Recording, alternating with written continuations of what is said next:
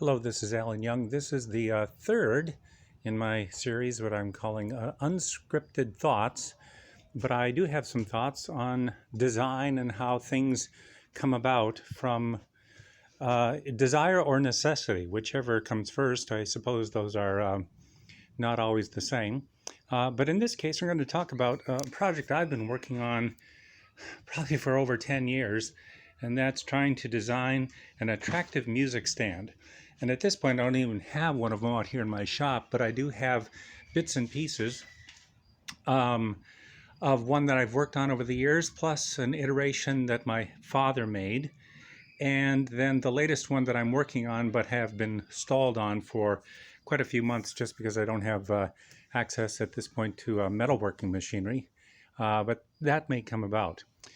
Anyway, I want to talk about, again, sort of the evolution of how designs are made or come about. In this case, a music stand, specifically the adjustment mechanism. My stands are not designed for mass production and use, say, in a large orchestral hall with all the basic Manhasset stand. They're very utilitarian, and there's no way the things that I produce could ever compete with them on cost or on volume. But my goal is to produce something that is attractive and can support music in an artistic way, because the music itself is a form of artistry, and I've always thought that it's nice to have something that supports that in an artistic fashion. So I'm going to go back to bringing out some pieces that I dug out from some boxes, and you're going to have to use your imagination a little bit. This is a device I designed several years ago, and it's all made out of brass, some steel in it. And you're going to have to imagine that this plate here is bolted, for example, to this piece on the back side as if this were a music stand.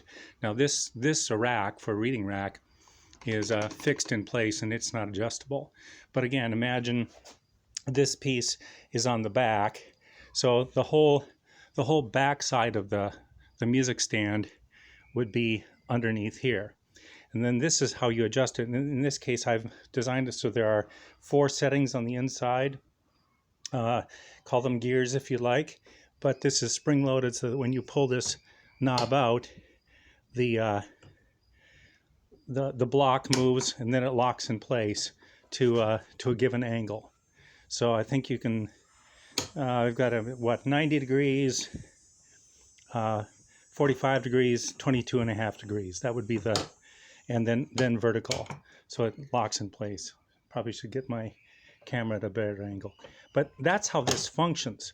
And I came about with this after quite a few drawings I made. And at the point I was working in a shop that had a milling machine and a bandsaw and a lathe. So I could fabricate all of these pieces by myself. And I was happy with how it turned out as far as the function. And even the aesthetics were, I guess I'd say they were okay. Still a little clunky, a little bit of a blockiness here. I really did like the way this housing came together.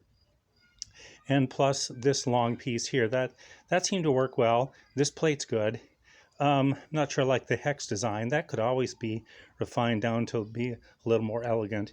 But it was really this block, and there was just no way around it to get all the pieces inside without taking it apart, which isn't the point of this video. But there's a plate on this side. When you take that off, there are a number of holes and a spring inside, and it's rather detailed. So it took quite a bit of effort to come up with that. And I was overall impressed. I shouldn't say impressed. I was happy with it. And I'll put a link to this video after I edit it, so you can see some of those stands that I made with this particular design. But as time went on, I decided I'd like something a little more elegant and a little more functional.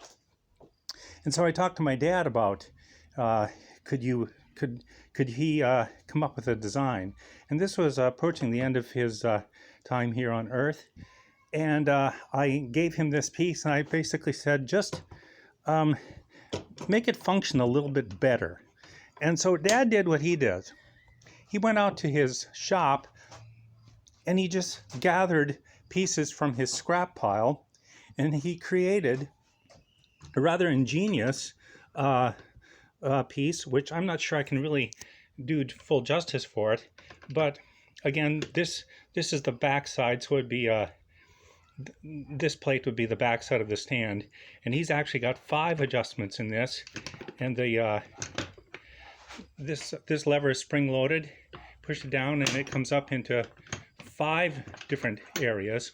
Plus it has a rotating device. And again, it's really hard to show. I'll put a link again with some stands that were made with this. So if you turn this lever up, it locks everything in place so it can't rotate around the mounting pin. But if you push it down, the mounting pin rotates, or more specifically, this will rotate 360 degrees around. So the functionality was superb. He went so far as to make jigs. So this is the piece itself. It's a ground involute, I think you'd say. So this is how it sits on the inside here, so that when you turn it flat like this, the pin can slide underneath the flat surface. But when you rotate it, it binds against here, and that causes it to be fixed in place. So I really like the function of that, but it wasn't quite as, I'll just say it wasn't as artistic. It's very industrial, and if I wanted a steampunk look, that would be awesome. But the whole form factor was much larger than I wanted. So I'm going to move on to the next part of it in the next video, but this is just to show you an iteration of that I made.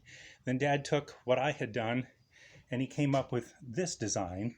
And in the next one, I'll show you where I've gone from there.